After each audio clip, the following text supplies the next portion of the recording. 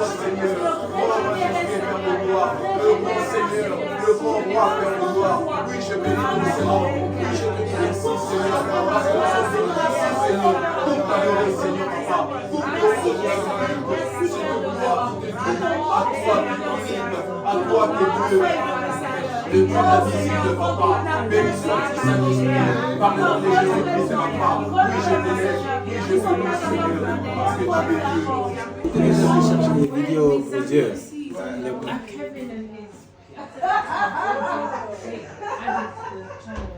Okay, that's good.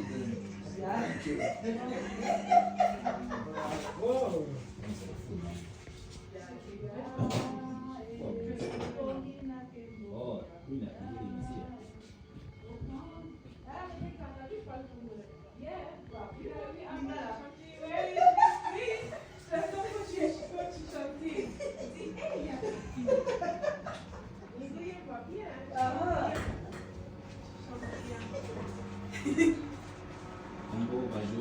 Ya, o bongi na kembo ya, o fandi na kwende na yo, zambe nanga.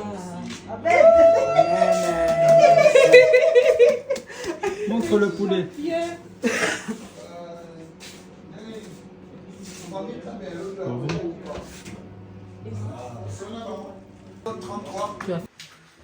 Nous continuons notre thème.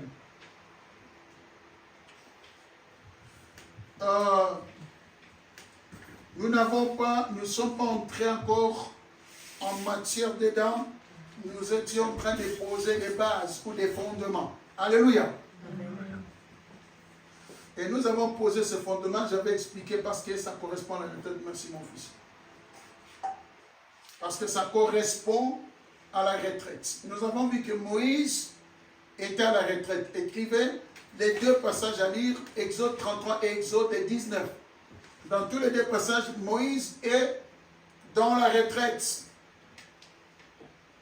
Dans 19, ils sont à la retraite avec Israël. Ça, c'est dans Exode 19. Mais dans 33, il est seul. Amen. Amen.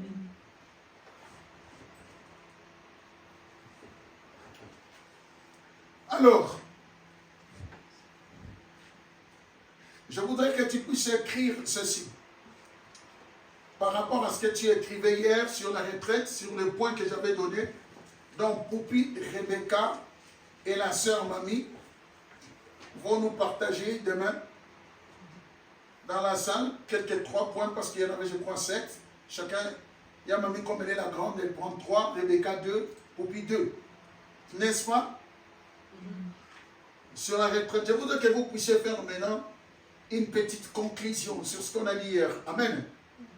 Sur ce que vous avez dit. En conclusion, la retraite de prière ou la retraite spirituelle devait être, souligné, devait être. Soulignez ça. La mamie, tu as un stylo qui peut avoir couleur rouge, vert, souligne ça avec une couleur. C'est-à-dire, c'est important. Une retraite de prière ou une retraite spirituelle devait normalement être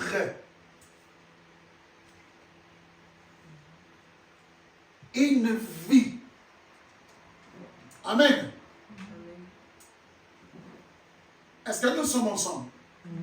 En d'autres termes, tel que nous avons compris ce que représente une retraite de prière, une retraite spirituelle, comme on avait dit, ça c'est l'expression qui est un peu beaucoup utilisée en Europe, mais c'est la même chose. Voyant son importance et la nécessité de la retraite de prière, donc une retraite de prière devait normalement pour nous les enfants de Dieu être une vie. Amen. Amen. Ça ne doit pas être quelque chose, comment dirais-je, après 5 ans, tu veux la retraite. Alléluia. Amen. Non, ça ne doit pas être comme ça. Ça ne doit pas être comme ça.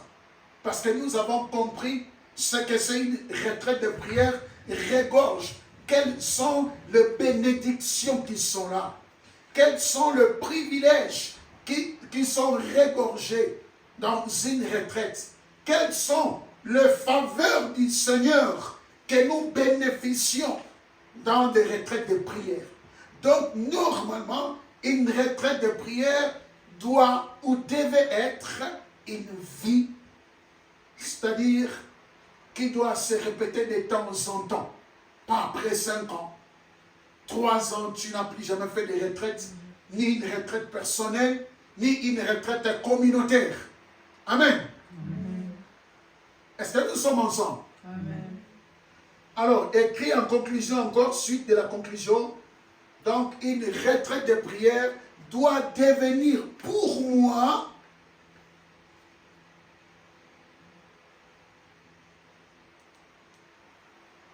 une retraite de prière doit devenir pour moi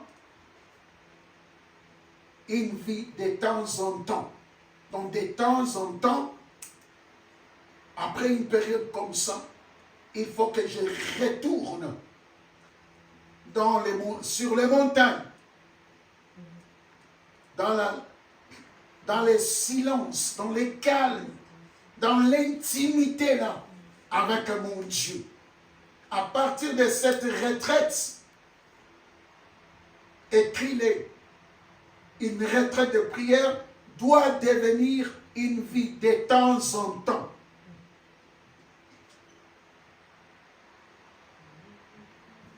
Est-ce que nous sommes ensemble? Amen. Ça ne doit pas se faire après 5 ans, après 3 ans. Même 2 ans pour moi, c'est beaucoup. Ça, c'est moi. Amen. C'est beaucoup à 2 ans, n'est-ce pas? 24 mois, tu ne fais pas de retraite, ni personnelle, ni en communauté. Tu ne vas pas être comme un palmier planté dans la maison de l'Éternel. Il faut retourner sur la montagne. Vous voyez ça dans la vie de Moïse. Hein? Vous voyez ça dans la vie du Seigneur Jésus. Vous voyez ça dans la vie d'Élie, des prophètes. Vous voyez ça avec le Pierre, le Paul. La retraite de prière était une vie.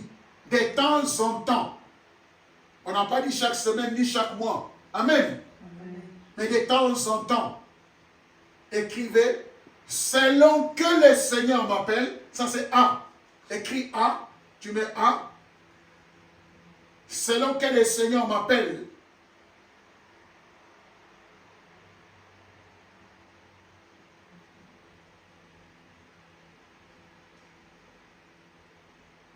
C'est-à-dire selon les directives de Dieu.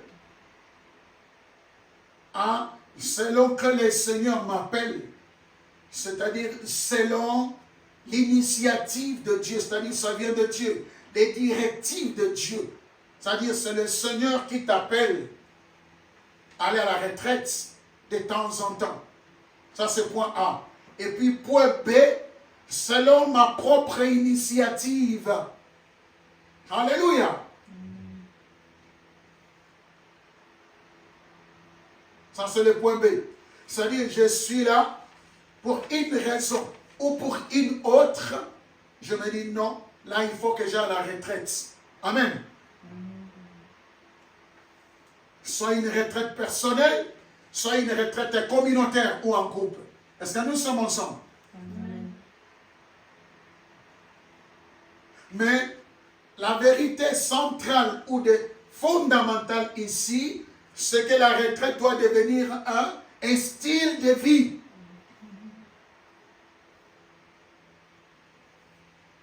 Un style de vie. Une manière de vivre.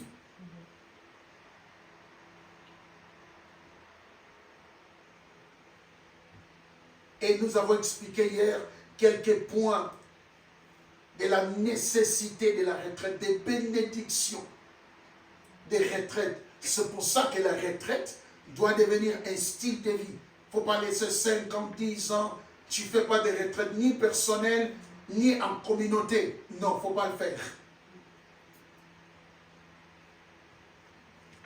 Donc, ce que je viens de dire, ça t'aide aussi à comprendre que une retraite peut tirer son initiative soit de Dieu, soit de toi-même. Est-ce que nous sommes ensemble? Amen. Est-ce que nous sommes ensemble? Amen. Donc, c'est ça. Une retraite peut venir du Seigneur. C'est-à-dire c'est le Seigneur qui t'appelle d'aller en retraite ou c'est toi qui es là pour une raison ou une autre, tu dis non, là il faut que je monte sur les montagnes. Alors quand je dis montagne, comprenez, hein, je ne dis pas montagne physique, géographique. Hein. Je dis c'est retiré. Amen. J'utilise montagne parce qu'on parle d'Exode 19 et Exode 33. J'aime beaucoup rester dans les contextes. Là-bas, on parle de montagne, Moïse est monté. Amen. Voilà, c'est pour ça que j'utilise l'expression montagne. Mais tu n'es pas obligé de faire la retraite sur la montagne comme nous sommes là. Amen. C'est juste se retirer, prendre le temps dans l'intimité, chercher la face du Seigneur. Ça peut être soit c'est le Seigneur qui te donne des directives, qui t'appelle, qui t'invite.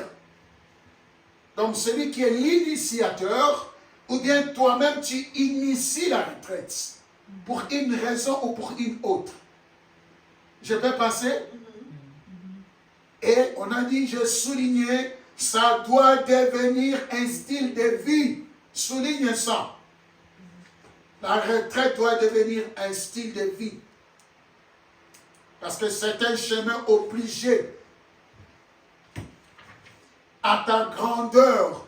Et hier, j'avais expliqué que la grandeur, c'est pas devenir multimilliardaire comme Trump. Alléluia. La grandeur veut tout simplement dire, le Seigneur te prend de l'étage où tu te trouves, l'étage 1, alléluia. Et il te fait monter à l'étage 2, à l'étage 3. C'est ça que j'appelle la grandeur. Amen. Ça dit ton élévation, ta progression, ton succès, il t'amène vers les choses qu'il a pour toi. Donc la retraite est un chemin obligé. Ça doit devenir un style de vie. Soit la retraite personnelle seule, soit la retraite communautaire avec des bien-aimés tels que nous sommes là. Amen. Ah, maintenant, il y a Tony qui a été là depuis longtemps, la sœur Mamie et Jimmy aussi, bien sûr Poupi aussi, Rebecca, la sœur Carole, et aussi ma fille Irma. Vous avez compris, même la sœur Rebecca aussi, Malène, vous avez compris maintenant pourquoi dans CMC on va dans des retraites, Vous savez, j'ai regardé nos archives, j'ai trouvé qu'il y avait une année, peut-être c'est l'année 2017, on a fait 5 retraites.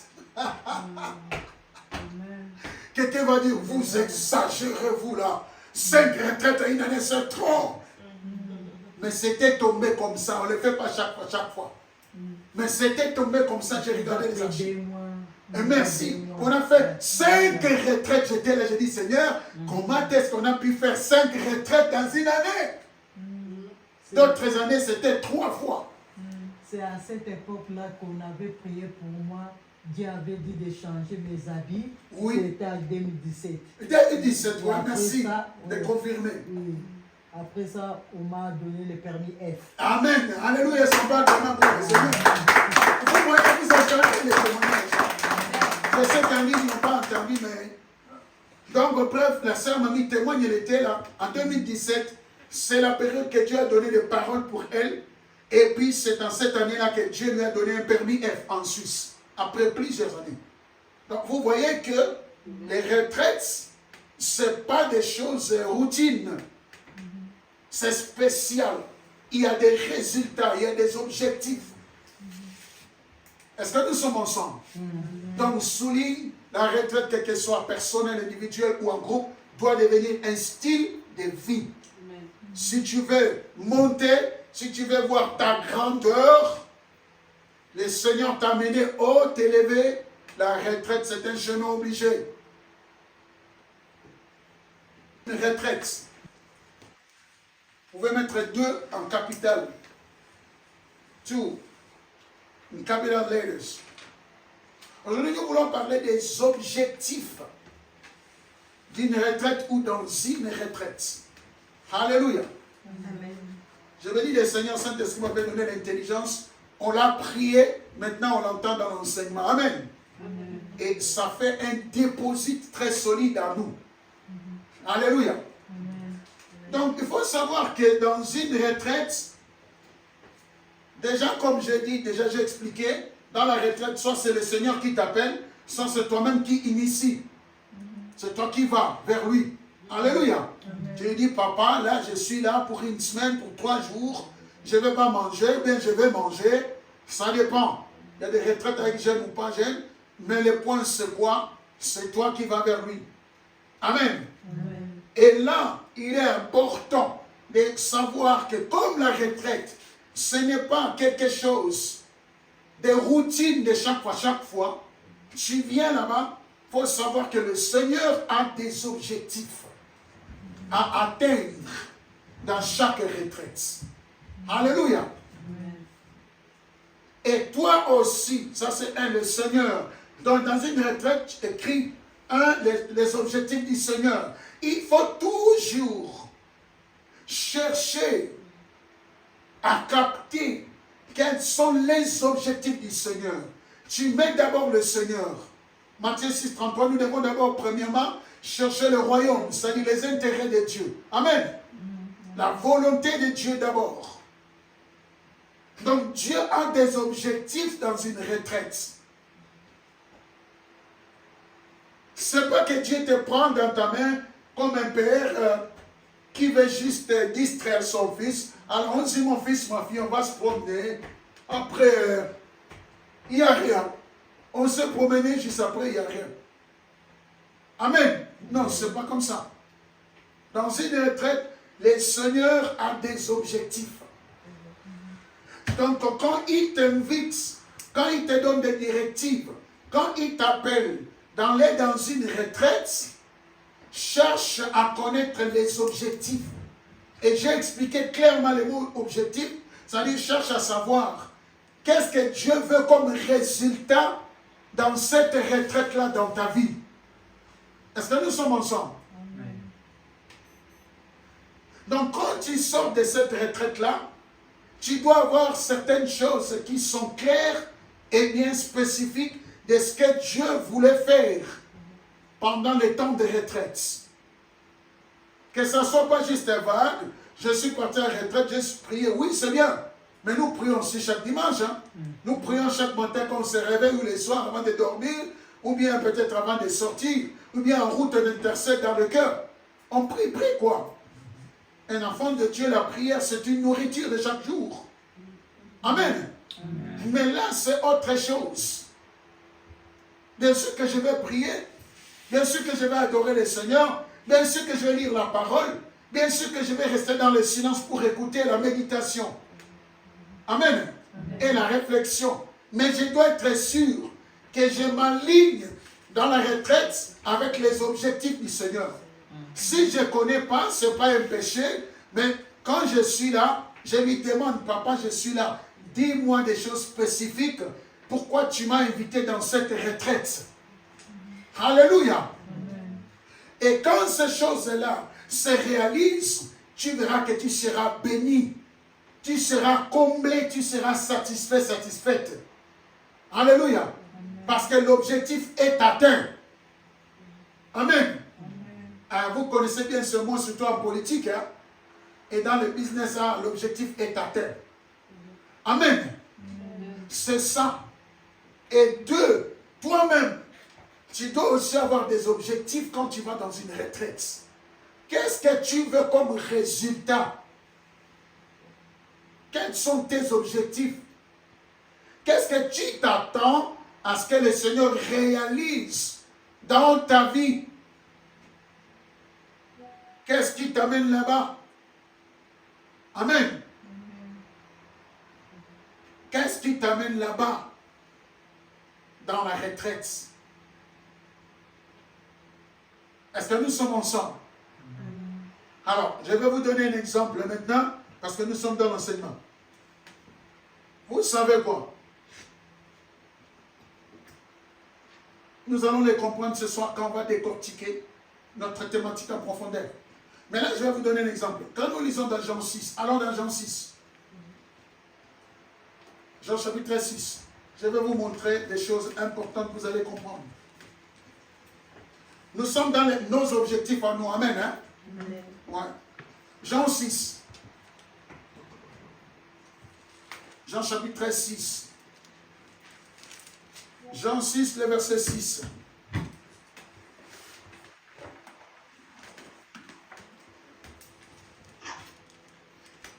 Jean chapitre 6, le verset 6. Qui peut nous le lire? Si tu as trouvé, tu peux nous le lire. Je peux lire? Bien sûr, précieuse. Merci, le Seigneur te bénisse, ma fille. Jean 6, 6, vas-y. Jean 6 dit, il disait cela pour l'éprouver car il savait qu'il allait faire. Alors, lis-nous encore le verset 26. Voilà.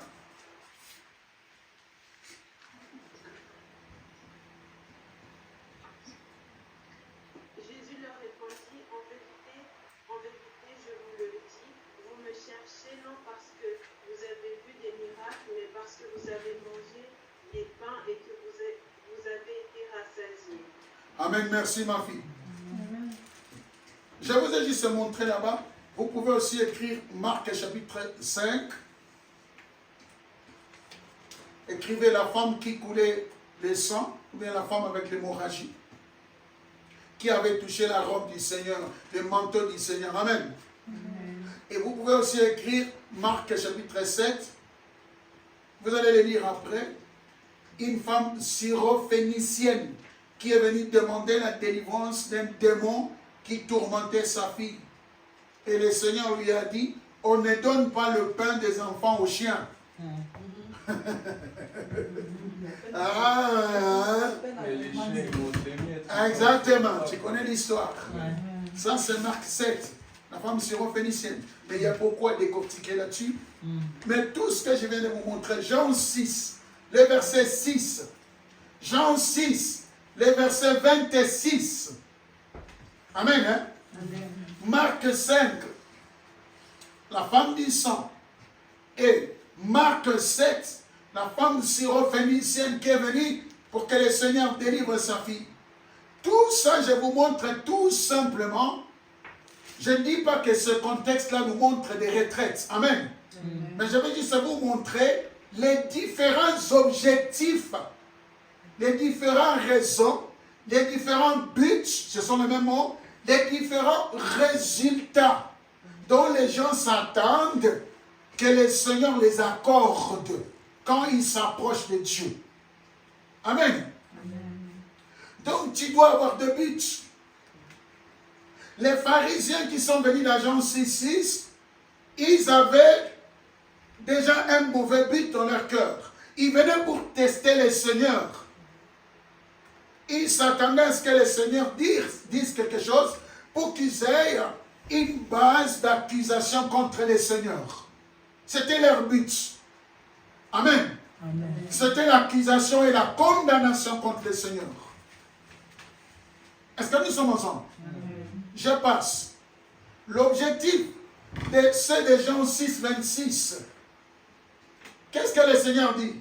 Il dit, je vous dis la vérité. En d'autres termes, le Seigneur disait, je sais, même si vous pensez que je ne sais pas, mais je sais que vous me suivez, vous me cherchez, parce que le groupe est venu dire, ah Seigneur, on t'a cherché, tu étais où notre Seigneur? Combien magnifique tu es! Waouh Seigneur! Alléluia! Avec leur flatterie. Et puis le Seigneur les a regardés. Il a rigolé d'abord. Il a dit, en vérité, je vous dis, si vous pensez que je ne sais pas, mais je sais, pourquoi vous me cherchez? Je connais vos objectifs. Je connais ce que vous voulez de moi. Et vous ne me cherchez pas.